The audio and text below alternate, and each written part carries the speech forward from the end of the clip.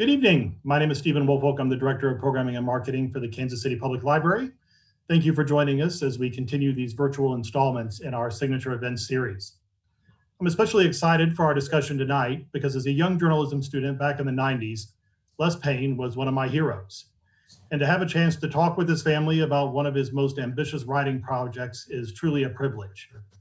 The book is The Dead Are Arising, The Life of Malcolm X, and Les Payne spent nearly 3 decades working on it prior to his passing in 2018. It was completed by his daughter, Tamara Payne, who also served as her father's chief researcher on the project. It was just released today, and already it's garnering a lot of attention, including having been named a finalist for the National Book Award for Nonfiction.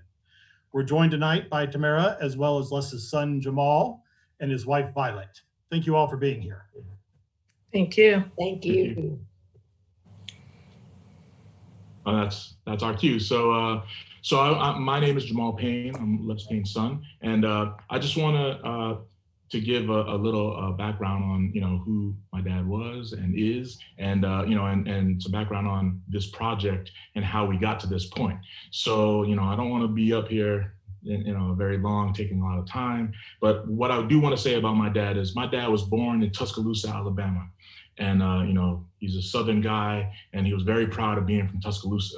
Now, to those that know about Tuscaloosa, Tuscaloosa is a Choctaw word. It means black warrior. Tusca means black, Lusa means warrior. So it kind of goes in sync with the career that he ended up going in, that's where he is from. Growing up on Long Island, I was never taught by a black teacher in a classroom, and I only saw one black female teacher throughout my early education. Though I was not exposed to African-American teachers in my educational life, I came to learn that my father, Les Payne, arguably one of the greatest investigative journalists of all time, and my mother, Violet, who's here, are a powerhouse in their own right. They would be all the resource that I would need to grow up and become a fully formed and functional adult who is comfortable in my own skin, and I'm walking, breathing example of being young, gifted, and black. And this is important because my father laid a foundation for us in the household from a very young age. And, for all of us, and I have my sister Tamara here, and my brother Hiley, we had a foundation that was, it was foundational. And that foundation comes from the subject of this book, Malcolm X. I mentioned this because in my younger days, when I would explain to my peers when they asked who my dad was and I told them who he was, I felt like I was describing a mythical person, a superhero of sorts. There was no way that people would believe that these tall tales that I would be telling them of who my dad is. My dad is an Army Ranger captain who served in Vietnam and so excelled in the military that if he chose to stay in the military, he would definitely have been on the track to be a general. I'm not joking, his military views are outstanding. He was an excellent officer. He decided against the military career and chose journalism and traveled the country and the world, getting to the truth of the matter. Whatever the matter was, like the story of who the Black Panthers were, the chilling atrocities faced by African-American migrant workers on Long Island, tracing the flow of heroin from the poppy fields in Turkey to the veins in Black and brown young men and women in Harlem and Bed-Stuy in New York, and tracking down the kidnappers of newspaper heiress Patty Hearst in the 70s. He also covered the apartheid evils of South Africa and the killing of Hector Peterson in Soweto and the uprising. And I'm just giving you a bunch of topics upon which you can go and research. And my dad is at the front of all of these huge stories that happened in the last quarter of the last century. And I mean, he was among the best investigative journalists that there were. He would cover these stories and use his journalistic skill and integrity to then inform people of what was going on in their communities, in the nation and around the world, and show how it all related back to we the people. You see, my dad is a journalist of the highest order, and he took very serious the charge that is written in the US Constitution as the First Amendment, which is essentially, as I paraphrase here, the freedom of the press is granted to hold the government accountable and to provide the people with information so that the people can make an informed decision. That is the basis of what this country is found on. And in these days, as we are coming to an election, these words cannot be even slightly glossed over. I mean, these are the direst of times to talk about this. My dad would say that it's not the job of a journalist to defend a Black leader or any politician for that matter, but to simply search and seek out the truth and lay it bare for the people, and then let the people decide upon that information what they want to think. And he would quote something that his grandmother taught him, that people will do better when they know better. Now, I have said all this so that I can lay a groundwork for who he was. I don't want to really get into the minutia of that, but if there are questions, we can definitely answer those. And I would like to turn it over to my mother to talk about, who Les Payne is, who he is to her, and who he is because this is a man who had a passion. And I mean, his whole life was about this work, and this is a culmination of all the things that he did. So I'm going to pass it over to my mother, Violet, and and just let her share some words. Hello, my name is Violet Payne, and Les Payne and I, we were married over 50 years, and we, most of the time, it was a very good union. We sort of worked together and in all of his pursuits. My thing was that I believe in what he was doing and what he wrote. And I thought that after reading it, I thought that the world needed to know what this man had to say, whether it was in writing about the migrant story on the east end of Long Island, or whether it was traveling to Africa or in the French Connection. But those are things, I mean, it was a very, our life was very, very busy. And our concern was making sure our children had the opportunities and the intellect so that they could be able to absorb what this world had to offer them. Les was a very loving person, and he strongly felt that the family was very important, especially with his mother and his siblings. He had 4 brothers and 1 sister, and they 2 of them still live in Hartford, Connecticut. And it was a very important time that we lived through. And a lot of our experiences helped us to get to where Les would be able to do the art and craft of which he loved so much. Right, and I know that my uncle is actually watching with his wife, so I want to shout out my Uncle John and Aunt Mitzi, and to all my brothers, my father's siblings, and to our family. I mean, we're all here because today is such a wonderful day, and I also just want to say to Steve and to the Kansas City Public Library, we're just so blessed that you would give us this opportunity to discuss my dad's work. And now I want to turn it over to the woman of the hour, and who we're here to all hear from, and that's my sister, who I mean, I cannot say enough what she did.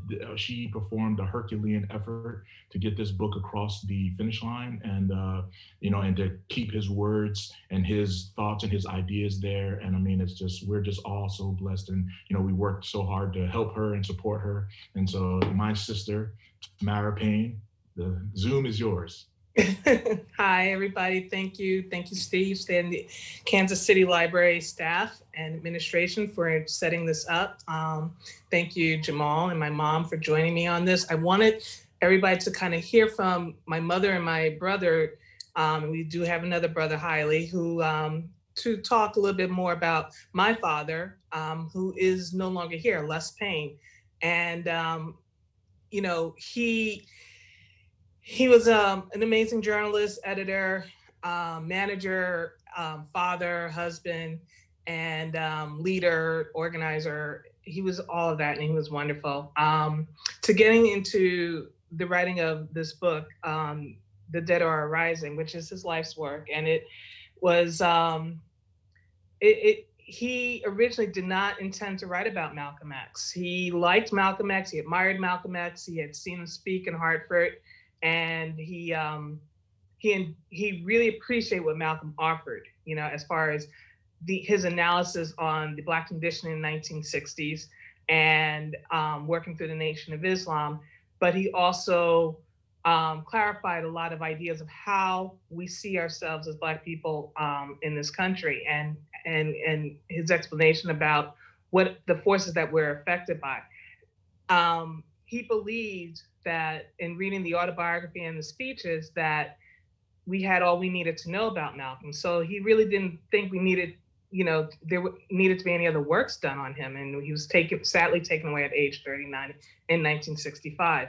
He went on to, he had the opportunity, and he met first Filbert Little, who was Malcolm's brother, older by 2 years. And he interviewed him for several hours, like 7 or 8 hours. And this was in Detroit, Michigan. And he was just amazed by the stories that Filbert shared with him about their family and growing up. And he came back to New York and came back home, and he was processing that. And then he had shared this story with a colleague, Gil Noble, who in New York hosted a show called Like It Is, which was also very important in the tri-state area of New York, Connecticut, and New Jersey, which also focused on Black public affairs issues as well as international issues that affect the Black community in these areas, in these communities, in these states. And Gil also was a fan of Malcolm. So, and he also knew Filbert, but he also suggested to my father that you should speak to Wilfred, the oldest brother. So my father went back to Michigan to meet Wilfred, who turned out to be not only the oldest sibling, who was older by Malcolm by 6 years, but also Malcolm X's best friend, and throughout his life until the day he died. And in learning from Wilfred, he got to hear, because by being older by 6 years, that relationship, the things that Malcolm experienced, such as growing up in the household, relationship with his parents, Wilfred was at a different stage to see and witness and analyze what was going on. And so his stories, he was a very standout person, Wilfred was, and he was very earnest in his storytelling and the stories that he shared. So at the time, when Dad had interviewed these brothers, I was out of the country. When I came back, he was processing these interviews, and he just couldn't let it go. And he just said, there's so much we don't know about Malcolm. Malcolm is presented to us in a vacuum as angry and fully formed. And but we don't know about his family. We don't know about his father. We don't know about the world Malcolm X was born into.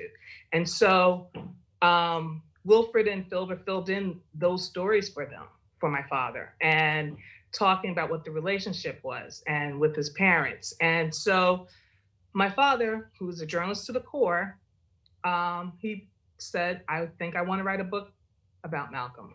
I think I really should, because there's so much that we don't know.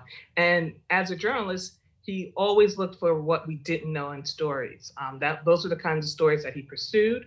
My brother gave you a list of some of the stories that he has covered, and they were stories that he was in the forefront of in a lot of cases. So similarly here, his approach was to meet anybody and everybody who spoke to Malcolm, knew Malcolm, worked with Malcolm, was mentored by Malcolm, was jealous of Malcolm, just to hear their stories. And he wanted to, and when you interview with people, you learn about other people who knew Malcolm and who were important to the story and integral to the story. So for example, when we talk about Hartford, my father grew up in Hartford, Connecticut. And when he found out that Malcolm had, in his autobiography, writes about being asked by a woman named Rosalie Glover to listen to and meet with local Black families in Hartford, and to discuss what was going on. And he did, and he met with them, he spoke with them, and it turned out that these are families that we know. Dad knew them. My Uncle John, actually, my father's oldest brother, worked with some of them. And so from that, he just learned more and more about the people, and he just kept spreading out his net to find out who else he could speak to and learn their stories. And the kinds of stories that he learned was, for example, why these families moved to Hartford. Why did they leave where they were in different places in the South? Rosalie Glover in particular was in Hartford, was from Florida. There were others who were from Texas and Georgia. And the similarity in their cases was a lot of them moved up north because of lynching and the treatment of Black people. And in the cases, some of the cases that of the people that Dad spoke to, particularly the men, they were escaping to save their own lives because they had insulted somebody in the Jim Crow South, and the gang and the white people in that community were going to look for them and kill them, make an example of them, and their families hid them and got them out to go north.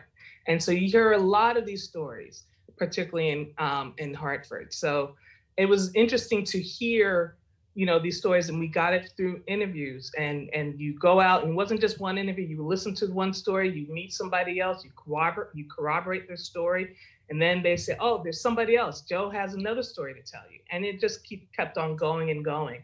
And this was the process of getting these stories. And then what Dad did, he also applied his analytical skills. He grew up, he was born, as my brother had said earlier, that he was born in Tuscaloosa, Alabama. So he had a relationship with Jim Crow South. He also was part of growing up north and his family was looking for better opportunities. So what that transition was like. So he brings that experience and understanding and analysis to this situation, something that this generation, you know, is fading. My father died at age 76. A lot of these people are dying off right now. And it's important to have somebody like this to be able to analyze this for us firsthand. So it wasn't just that he was collecting these stories, but he could bring and understand, because he himself understood what it meant to be in the South and to have a family decide that this isn't going to work and we need to move up north. And you hear a lot of this happening. The story plays out in all the places that Malcolm traveled to, whether it was in Michigan, in Omaha, where his family was in Omaha. All these families were looking for better opportunities. But when we talk about the book itself and the stories, the kind of stories that you hear about Malcolm, a lot of people may be curious, well, what was he born into? Well, his family moved to Omaha, Nebraska his parents met in Montreal at a UNIA meeting, and UNIA is the Universal Negro Improvement Association, which is the Marcus Garvey group. And they were both attracted to the politics of Marcus Garvey, who was, he was about Black pride, standing up, embracing who you are as Black people, and to fight against the strong currents of racism, and to build your own communities, build your own businesses, buy your land, how to build up wealth even in these communities. And so as part of that group, they were on the East Coast, and they wanted to organize and spread this philosophy throughout Black communities, and they went out west. They went to the Midwest, and they went to Omaha, and they were in the early 20s. And when they landed in Omaha, it was early 20s, like 1922, 23. This was after the Red Summer of 1919. And what that was about was it was a scare. It was a scare campaign that was happening all across this country, where you have Black veterans who fought in World War I, who were fighting for the rights and freedoms of American people, all American people here. But when they come back home, a lot of these rights are not, and freedoms are not applied to them. If they were in the South, they still could not live where they wanted. They could not go to school where they wanted. They could not get jobs. And this happened to them in different places all across the country. And in the South, of course, we understand Jim Crow South, but then when you go up north, there were, for example, you couldn't buy homes. There were lands in the Midwest, particularly in Michigan, and Malcolm's the Little family experienced this, where there were land covenants where you could not sell this land to Black families. And this was written into the deed covenants, and there were no laws to block that. stop that, to prevent that. There was no recourse for Black families to go to fight that. And so, you know, this was disturbing for Black veterans, of course, and they kept on demanding their rights. They wanted these freedoms. They fought for these freedoms, and they earned these freedoms. And then there was this white violent backlash. A lot of immigrants, particularly at that time, it was Irish, and it was also some Italians who were not considered white at that time, but they did not like the fact that they had to compete with Black veterans for jobs, and so they fought them. They used the laws, they used the culture against us, and as a group, and they were lynchings, they were creating crimes. When they're saying they want to protect white women and saying that women were raped by Black men, there were many stories where that was not the case. That the rapes, either the incidents were not true, or that it was actually somebody in blackface, committing these crimes as Black people. And so you had this, and when you do that, what happened in 1919, it was one of those similar cases. And they wanted to find this Black person who had raped this young woman who was out with her boyfriend coming back from the movies. And she said she was raped, and she didn't fully know or describe who this person was, but then they went out and they said they were going to find this person. They find this person who happened to be a worker. His name was Will Brown. He had rheumatoid arthritis, but they claimed that he was the one that raped her, and she identified him. And the crowd, the mob, the white mob went crazy, and they went on to lynch him. And it's an incredible incident. It becomes this big incident because it involves you had this mayor who did not he believed that there should be a trial. They almost lynched the mayor for protecting this guy. It just was a big incident. We outlined how this happened in the book. And this happened a couple of years before the Littles moved in. And I bring this up only because when they come in to Omaha, they're still feeling the remnants, of this culture, the remnants of what happened from that incident, and the other Black families who are living in fear, and they don't want to upset the other people in the community. So when the Littles come in, Earl Little Sr. is coming in as an organizer of the Marcus Garvey movement, and he is trying to organize them and encourage them to continue to build business. Now, people did have businesses, but he was still preaching also being proud, accepting who you are, to fight against this. And so that was what their life was in Omaha. And then they moved on from Omaha eventually to Wisconsin, to Milwaukee. And then they also went on to later moved on and settled in Michigan, Lansing, Michigan. And so the stories of what the family's like, we opened the book, for example, when Malcolm was in utero, his mother had not given birth to him yet. And they're visited by the Klan, the local Klan in Omaha. Again, there's this tension, and they did not like that Earl Little Sr. was organizing Black families, and that they wanted to make an example of him. So they threatened him. They threatened the family, but he was not there. He was a few towns away organizing, and she stood, and Louise Little herself, pregnant with her little children. Wilford being there, Filbert was there. They had a daughter, Yvonne was there, and she stood her ground, and she stood up to these people and to this threat, and protecting her family. And so this is the current. This is the culture that they were born into. This is that they were experiencing, that Malcolm was also born into, because he was born in Omaha not long after that incident. And then, they continued to experience incidents like this wherever they moved, but they also continued to stay close and tight-knit as a family. I want to read a little bit from the book about what life was like. And this is like before Earl is killed, but I want to talk a little bit about the culture, the conditioning, for example, of how Louise, the mother, was teaching and training her children and how to behave, and not just behave, but how to work with the classmates who were racist towards them. And I'll read a little bit from here. The story of Little Black Samba, published in 1899 by the British writer Helen Bannerman, was a standard children's reader at Pleasant Grove. The illustrations of the dark Indian child caused derisive snickering among whites, but the pickaninny slur, along with the unrestrained banding about the term nigger, repulsed the little children who were taught at home to disparage such put-downs of the Black race. As taunts escalated, it was their mother, Louise, who conditioned Malcolm and his siblings not to overreact to the racial slurs. "We didn't like being called nigger," Wilfred said, "but we would try to downplay it. My mother always told us that you can handle racial slurs in a way where you make them continue, or you can let them think they're not hurting you.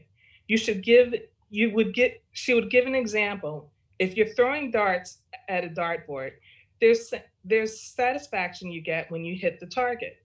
When you miss it, you get another feeling. Well," she said, "it's the same with white people. When they're throwing darts at you by things they say and do, but if they don't hit the target, then they don't get the satisfaction, and eventually they'll quit. And usually that's the way it worked." This psychological training for resistance to racial provocation was conditioned into the behavior of the young Malcolm and his siblings. Their behavior earned grudging respect among a growing number of whites in the neighborhood, despite and in cases because of their adherence to Garveyism. And again, it's that the philosophy and thought of Garveyism just gave them the foundation of and the organization that supported their beliefs and wanting to build up their community, and then in teaching them to stand up for who they were as individuals. And Garveyism is important to Malcolm's life and story because it's also a through line in the way that these other organizations were, for example, the Nation of Islam were founded. They were founded on the principles of Garveyism.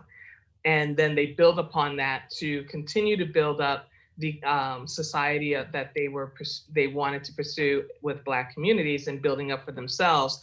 And excuse me, and fighting and warding off and fighting against the oppression that they had to face every day in American society.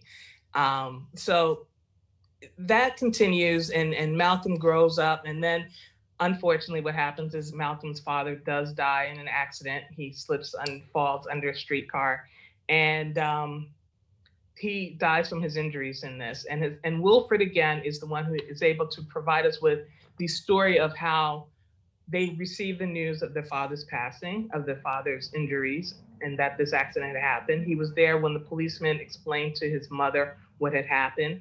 And, and he gets to look at this police officer to say, what was his mannerism? Was he being honest? Was he, was there a gloating about this? And there wasn't. He was very sorry to hear, to deliver this news. And he knew that this was going to be devastating news to this woman that he was speaking to. And then, he stays with the family when she goes to check, goes to identify the body. But later on, he does have to go and he does see the body, and he sees for himself the injuries of his father. And he's the one that confirms for us, as well as looking into newspapers, articles at that time of the incident, of what happened, and talking with other people.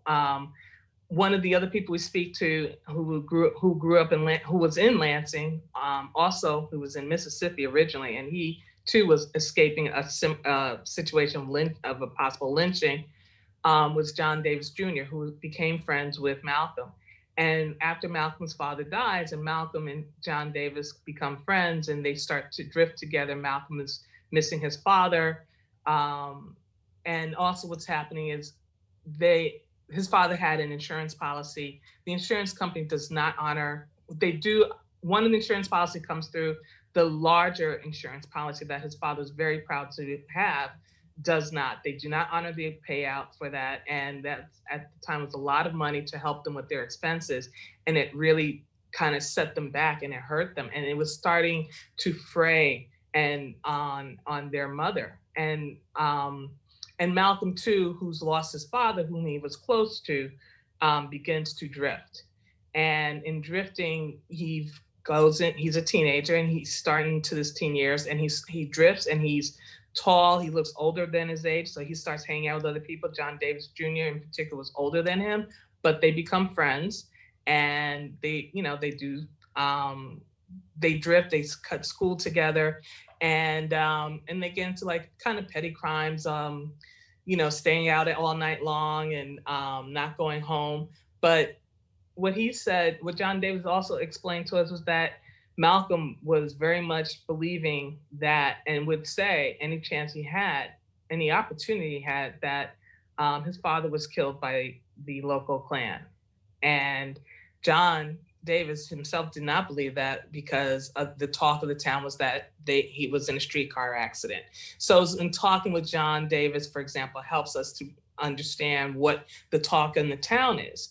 And then talking to other people, there was a person that John Davis did, who was in town, who said he was a witness. My father did speak to him on the phone, and he also had confirmed at that time that it was indeed a streetcar accident. So again, this is kind of the process my father was using in searching out this story, and it was continuing trying to find out. Like, you would learn something else and you want to say, okay, let me find out if I can verify this, if I can confirm this. And we spent a lot of time doing this.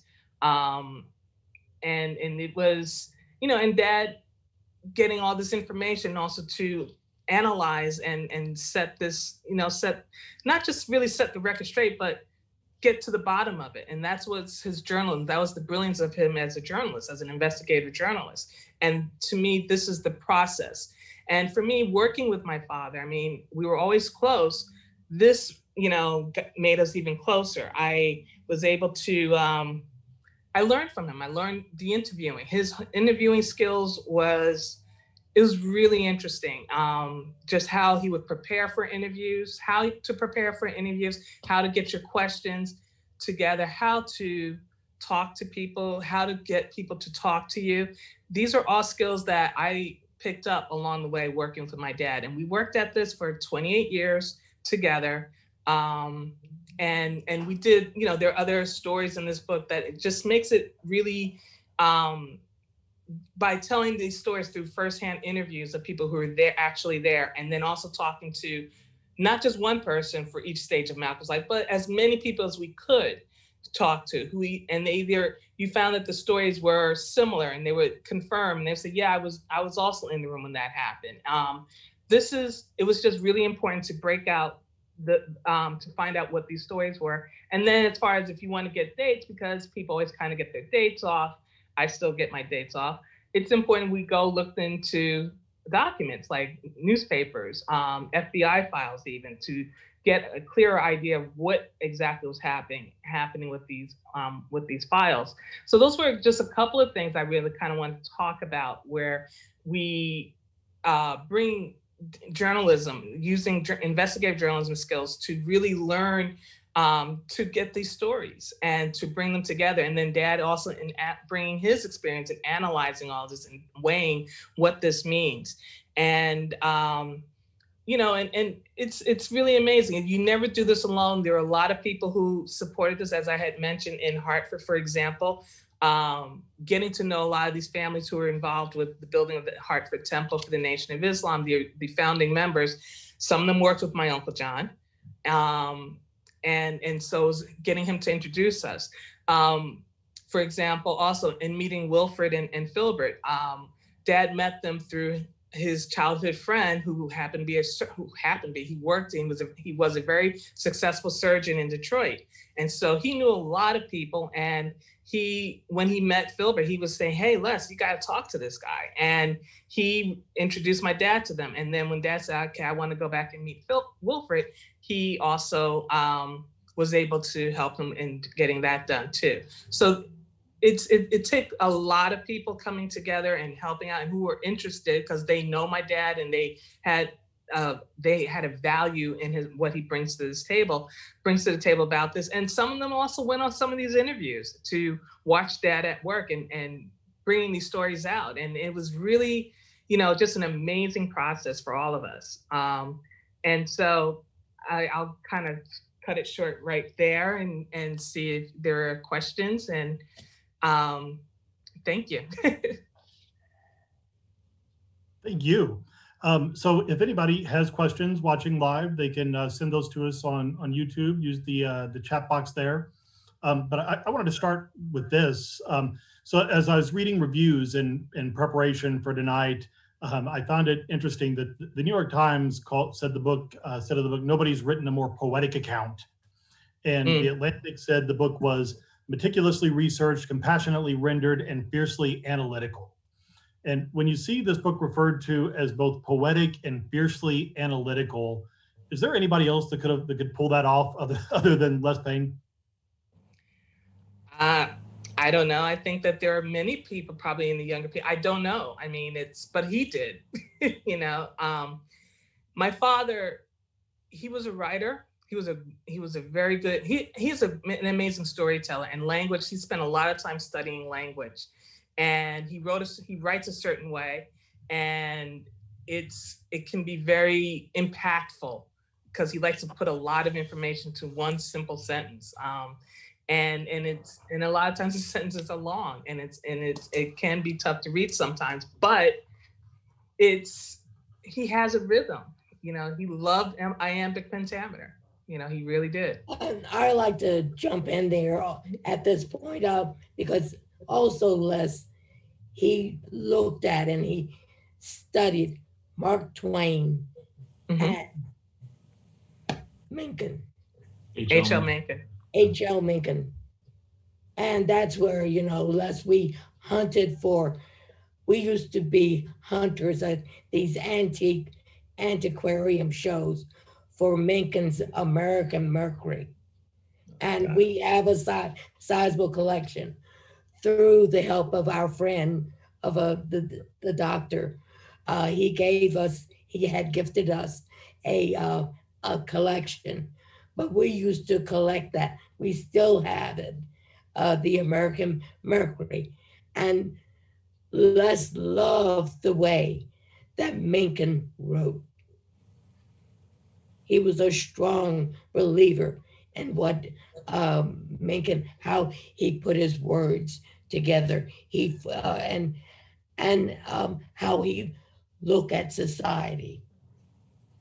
Similarly, Mencken being an iconoclast, and yes, and our father definitely felt as though he was an iconoclast. And to your point, Steve, I mean, we would definitely love to issue the challenge to the next Les Payne to come up and to read his work and to study all of the things that he did, because this is just a baton pass. This is not a completion. This is but just one of the many stories that we want to see and read about Malcolm, and to cover the history that happened in this country.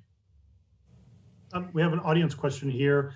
How much of the book was finished when Les passed, and how much was left for you to complete, and how hard was that? The manuscript was finished.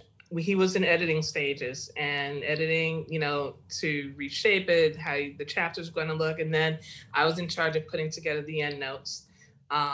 So it was largely already written. I mean, the manuscript was finished, but we had the editing, and editing just can go on forever. It could still be going on. And go on forever too, Tim. Yeah, fighting with the editors. Oh, my. Jamal mentioned before we got started how important it was to you all that through that editing process and finishing the book that you preserved his voice. How difficult is that to come in and edit somebody else's work that has such a distinct style and not alter that voice any more than you have to? I think that Dad's style is a little bit different, and I have spoken with other editors in the field in journalism, and who also were familiar with Dad's writing, and they said that his style is such a way that they can see where editors might want to change it or cut it or cut up sentences in particular. But I would always fight to say that, no, the sentence is this way for a reason. It's put it this way because we want this information put together, and there's also a rhythm to it. And so I just made sure, because I know my dad's writing. I know what it sounds like. I know what it feels like. So, you know, I was very much wanting to make sure that this last work of my father sounded like him. And it was a relief when my mother in particular read it and said, "That's your father."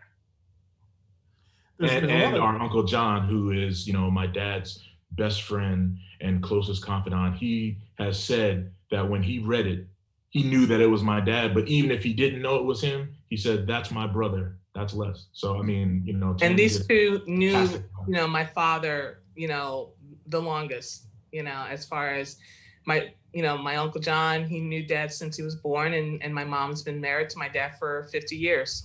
You know, I mean, it was just going on their 50th anniversary when he passed, or just after that. 51.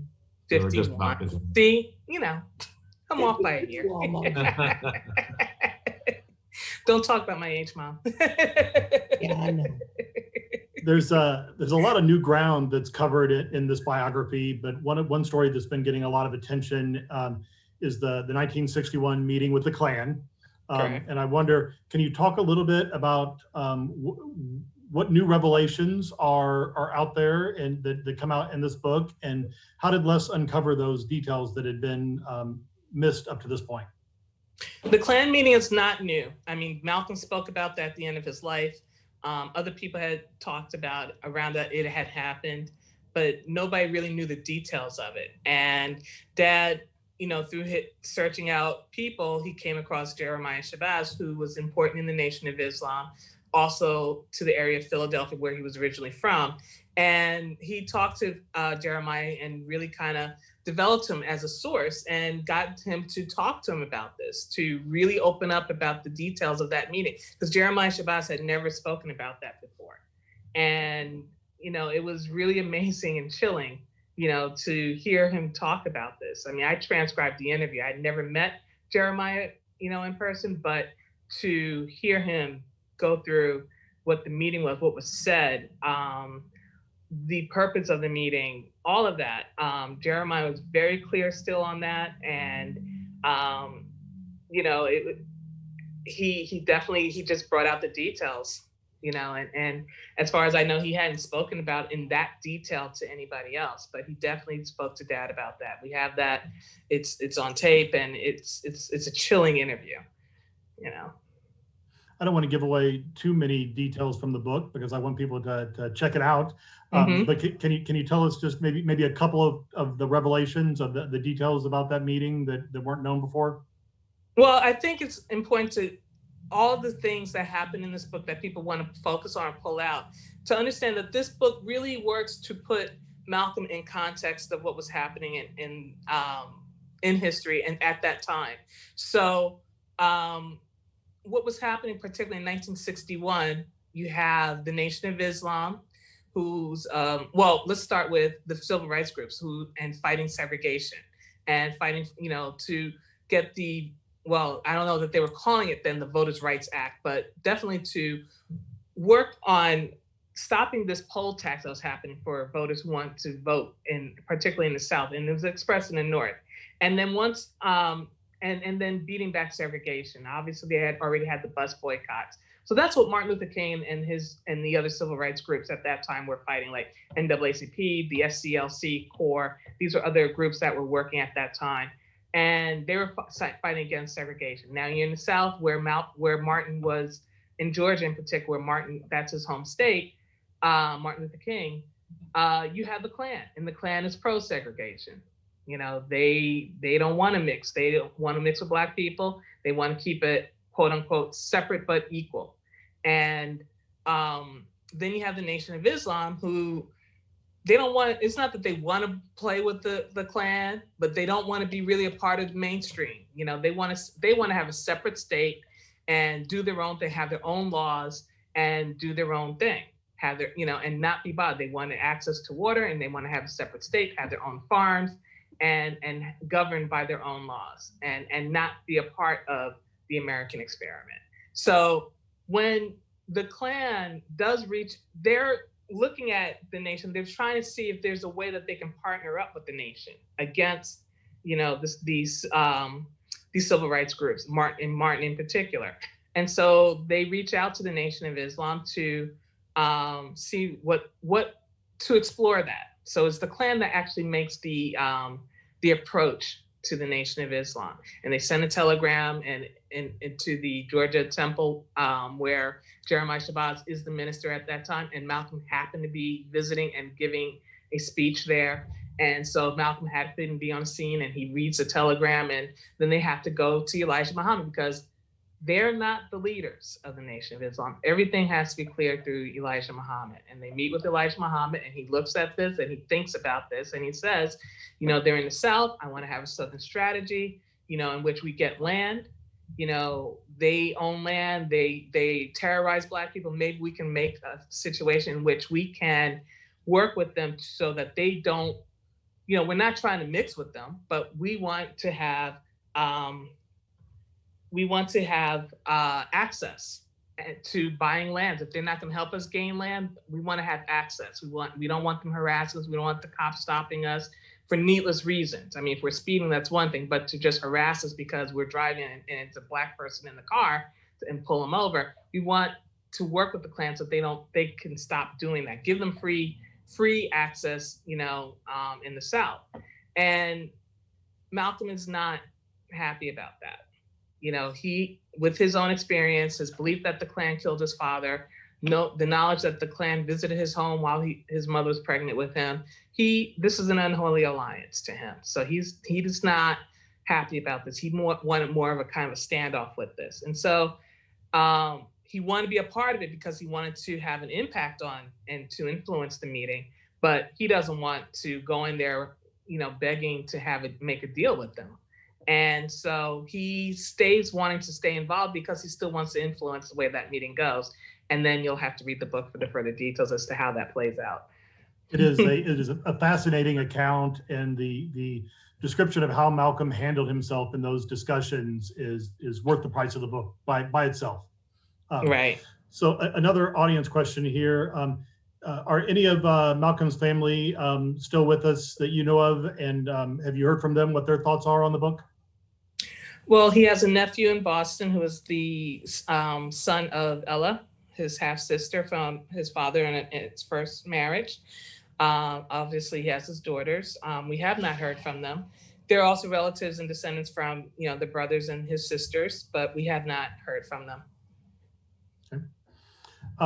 Somebody else asks, do you think that Malcolm X is more widely accepted today, perhaps less controversial than he was in his own time? I think that the times bear and what has happened, what has transpired since the time he has passed, requires that people look at him. He appeals to young, as I said earlier, about how Malcolm has, he synthesizes and analyzes the situation for Black people in America. And to see that we are here again dealing with state-sanctioned violence by the police that has never stopped from when Malcolm was here, when he died, to now. And so I think that the times require that we continue to look at him. And I don't think people ever stopped looking at him. I think that the other groups, at the time when they were fighting for, now there is a saying that was bandied about a lot during the Civil Rights Movement. Martin Luther King has said it. Malcolm has also said it, and that is that segregation gives the segregators a false sense of superiority, and the segregatees a false sense of inferiority. And what is argued is that Martin Luther King and his groups and through their colleagues, they were fighting to change the mindset of the segregators, and they did that through laws. For example, the Voters' Rights Act, which has the powers of that act, which was very important, have been stripped. They've since been stripped by the Supreme Court. So but that was what these laws were protecting the rights of Blacks to vote unharassed. And now what's happening, we see these long lines because why? They're shutting down a lot of these polling places. I mean, these are facts. We're not making this up. We're not calling the Black card. These are things that are happening now. And it's affecting everybody. But that act was very important. Now it has been stripped. And now, we see, incredible things happening as far as those rights. And so Malcolm, what he and through the Nation of Islam, and also by himself when he even left the Nation of Islam, he was dealing with the mindset of the segregatees, Black people, because they have internalized this racism. And it plays out in different ways and still plays out in different ways. And so when you see, people taking up different sides of the arguments, when they watch a policeman's knee kill a Black man on television, and the young people said, wait a minute, are we really seeing this again? And they take to the streets. Of course they turn to Malcolm for that. Of course they do. He wasn't wrong then, he's not wrong now. But even Martin Luther King and Malcolm also knew towards the end of Malcolm's life, and definitely towards, after that, they realized that they were fighting for the same cause. Their goals were the same, but they had different approaches. So they were taking two paths and they were attacking it from different angles. And in the beginning, it did look like they were fighting each other and that they were against each other. But at the end, Malcolm, more or less, he's like a buffer. He's like, deal with the negotiator or deal with me, which is more of this anger that's going to be unleashed. And what's happening is it's unleashing. Do people like to pit Malcolm and King against each other, just to, I guess, not to belittle, but to minimize Malcolm X's views? Do people make too much of that disagreement? I think people misunderstand it. Yep. Or do they deliberately misuse it sometimes, or deliberately misrepresent? When every year we're given the "I Have a Dream" speech as the epitome of Martin Luther King's, beliefs, but he went beyond that. I mean, when he spoke, he became really dangerous, right? When he spoke out against the Vietnam War and calling it this was an evil war, and also when he was starting to bring together the Poor People's Campaign, and that was crossing color lines there. And so he was becoming very dangerous at that point. And they don't talk about that. They always try to say, I mean, I still see stuff on Twitter where Bernice King, was coming out in support of the Black Lives Matter after George Floyd's killing. And then I see people saying, your father wouldn't agree with this.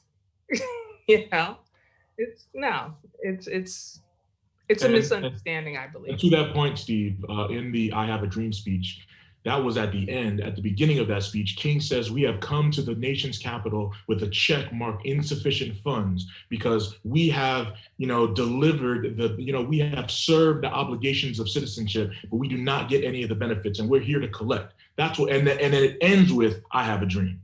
So then, now it has been sanitized so that we only hear the dream, but Martin was woke way before woke was a thing.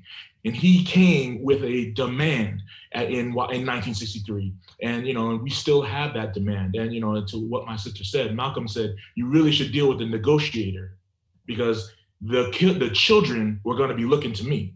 And they're going to, and they're going to be saying by any means necessary. And that's what we see. And, and when you look at the international phase, which is also in this book and it's talked about internationally, peoples of classes, they look at Malcolm and they quote him, but they quote Martin as well. And, but Malcolm is definitely within the context of, the fight and the resistance. This is going to be a tough one to answer, but maybe one of you can give it a shot. Somebody wonders what Malcolm X might think of the Black Lives Matter movement and the kind of the tipping point that we're seeing today. I'm sorry, say that again. What would can you would you dare to speculate as to what Malcolm might have to say about the Black Lives Matter movement and kind of the tipping point that we're experiencing that you talked about with the death of George Floyd? He'd understand it, and he would synthesize this and analyze this for everybody. He would be supportive of what the students, what the young people are doing and hitting the streets, but he also would work with us to strategize, how to organize and come up, how to be more effective. For example, putting together our issues and focusing what our issues are, understanding how the system works and fight and not just voting, for example, in electoral in the presidential elections, but looking at the local elections and how you pick, for example, your attorney generals, your district attorneys. These are elections that are important, and he would have synthesized that for young people to understand. If you're going to use the system, this is one way to do that, and you need to be involved on that. He also would have issued had people really look at what these issues are. For example, how do we improve the schools, and how schools, he would have us understand how schools are funded, and then how to create ways of affecting that funding, either dealing with the elections or finding other ways, alternative ways to also affect those fundings. And the same with dealing with the police. How do you deal with this force of the police? He would have had ways. He didn't deal with that so much when he was alive, because when incidents were happening where, especially at the Nation of Islam, where you have Hinton Johnson, for example, who's beaten up by the police in Harlem. Also, his friend, who's killed, Stokes, is killed out in California. He wants to take action against the police, but he also would have come back and analyzed a way to figure out how to deal with this. So he would have been part of this discussion about police defunding and abolishment, but he would have had he would really work with people to understand how to make that work. So he would definitely be a part of this, and he would help these the young people into understanding that, as well as dealing with the internalized racism that people are still plagued by. We have one last audience question here that's kind of along those same lines. Do you think if he was alive, Malcolm X's position on voting, based on not having blind loyalty to a party, but rather a political maturity for the community's interest, would be the same?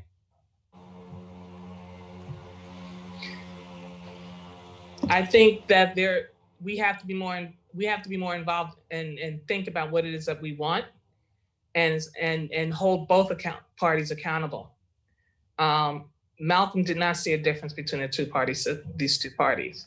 And he would have found ways to, articulate for people to understand the little difference. For example, that you have, while the Republicans are doing what they are and shutting down a lot of these polling stations, right?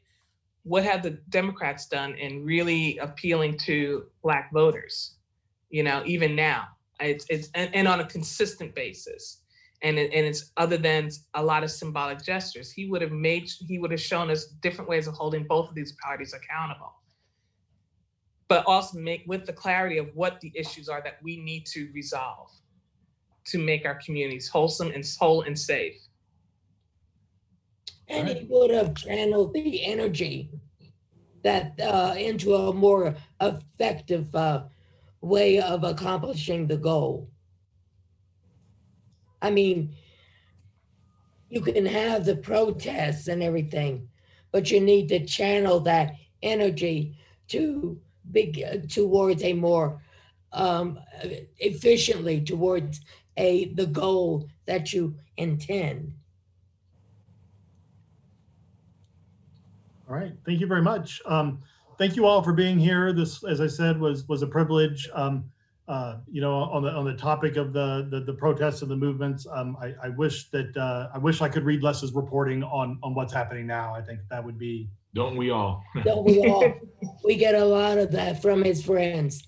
That's all the emails. We wish Les was here, But on the other side, Kansas City Chiefs did pretty good. Thank you so much for having us. Those players out there, some of them, they read Les, and they would contact us so that they could meet him. Really? Yes. Well, thank you again, all of you, for. But the NFL and NBA, the players, they understand. Thank you so much for having us and yes. for allowing, my family also to be here and sharing this. Today is the day that the book was officially released, and is in bookstores. And we really appreciate this being our first event. And for me, I have to say, it's important that I have my family to support me in this. And it was a tough day for me because not having my father here is very upsetting. I never expected to be here without him. And so sometimes, I do want to have my family here to help, with celebrating this major accomplishment, but I would not have been able to do it without the support of my family. I also want to let you know that with us, we're trying to do what Les would do. And I don't know, I feel, this is where I feel I miss him the most. Yeah. That thought. This is this moment. I mean, this is where he shined the most, in this spot. Yeah. He would love to be here. But you know what? My sister did an amazing job today, and she did an amazing job putting this together. And we're just so thankful for her. And this is an honor to my dad. And, and I just hope that everybody that's watching this, and I know that this will be an archive, so I know that people will be watching this later on demand. And I just get the book and read it. And, you will be thankful that you read it, because it's a gift, and it's a masterwork. And also, I'm not just saying that because I'm his son, but I am his son. But it really is. And we just want people to give it a shot, and so you can see what real journalism is about. And we hope that there are some young people who are inspired, because my dad was about young people. He always thought the best of journalism is ahead of us. So we want to send that challenge out there to some young people that want to pick up the baton and continue this work. And thank you so much for this time. Yes, thank you very much. We certainly enjoyed it, and Les would have really enjoyed it. Right. Thank you all. Good luck with the rest of the tour. And if you're interested in purchasing the book, it's at all major retailers. But if you look there in the chat box on the YouTube page, we like to refer people to bookshop.org, where the proceeds go to support independent booksellers all over the country. So give them a look, but buy it anywhere. It really is a fantastic read. Thank you all for being here, and good night, everybody. And I just want to say one word. Just think of it as a gift to someone special. Good night.